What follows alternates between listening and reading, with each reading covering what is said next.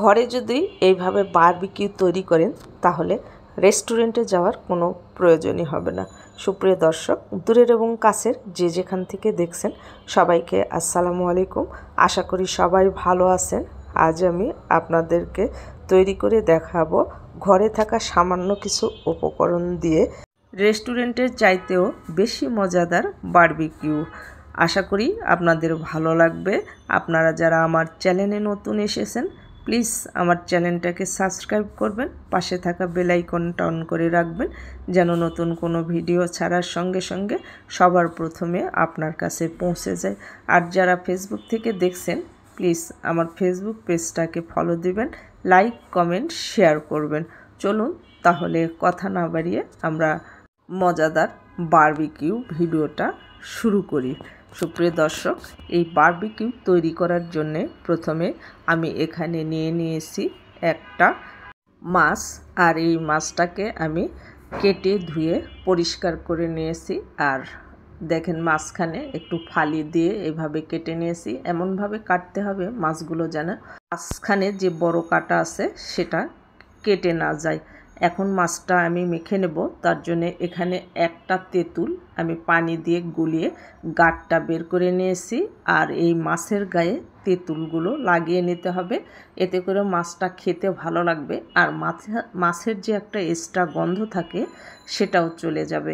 তো আমার এটা দেখতে পাচ্ছেন আমি ভালো করে একেবারে মাছের গায়ে লাগিয়ে নিয়েছি।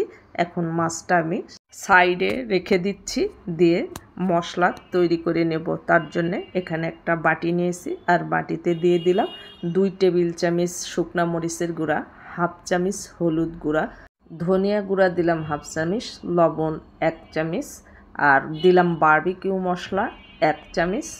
এখন দিব হাফ চামচ আদা বাটা, হাফ চামচ রসুন বাটা, হাফ চামচ দিলাম বাটা জিরা, আর দিব সরিষার তেল 2 টেবিল চামচ আমি সরিষার তেল দিয়েছি। এখন সব মশলাগুলোকে হাত দিয়ে ভালো করে মেখে নিতে হবে। মশলাগুলো আমার ভালোভাবে মাখানো হয়ে গেছে।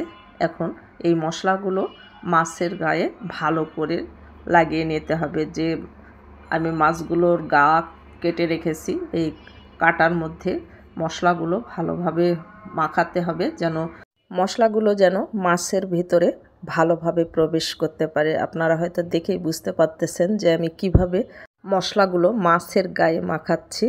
নখ দিয়ে ভালো করে মাছের গায়ের ভিতরে দিয়ে দিতে হবে, এতে করে মশলাগুলো মাছের ভিতরে প্রবেশ করবে আর খেতে অসাধারণ লাগবে। ভালোভাবে আমি মাছের গায়ে মশলাগুলো লাগিয়ে নিয়েছি।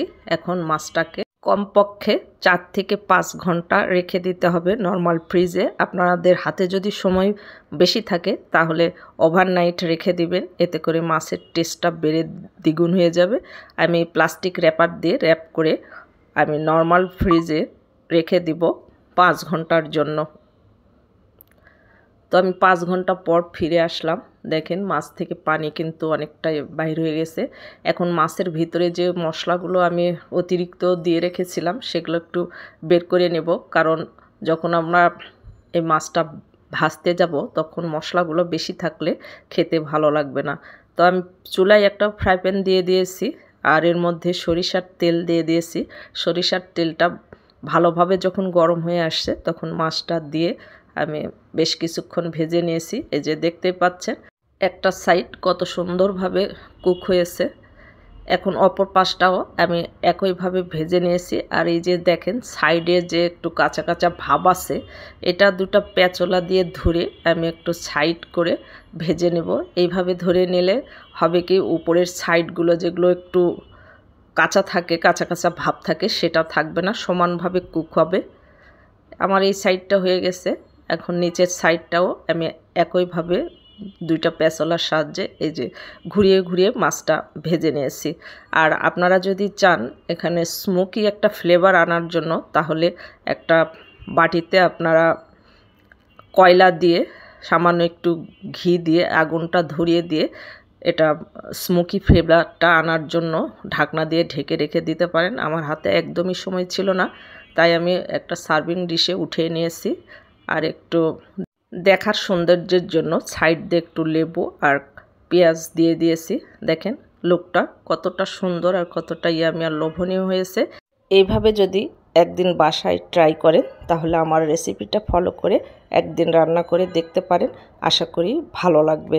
আর ভালো লাগলে একটা শেয়ার করে দিবেন। আপনাদের একটা শেয়ার আমাকে অনেক দূর এগিয়ে নিয়ে যেতে সাহায্য করবেন। আমার জন্য দোয়া করবেন। ভালো থাকবেন সবাই। সকলের সুস্বাস্থ্য এবং মঙ্গল জীবন কামনা করে আজকের ভিডিও এখানেই শেষ করছি। দেখা হবে নেক্সট কোনো ভিডিওতে। আল্লাহ হাফেজ।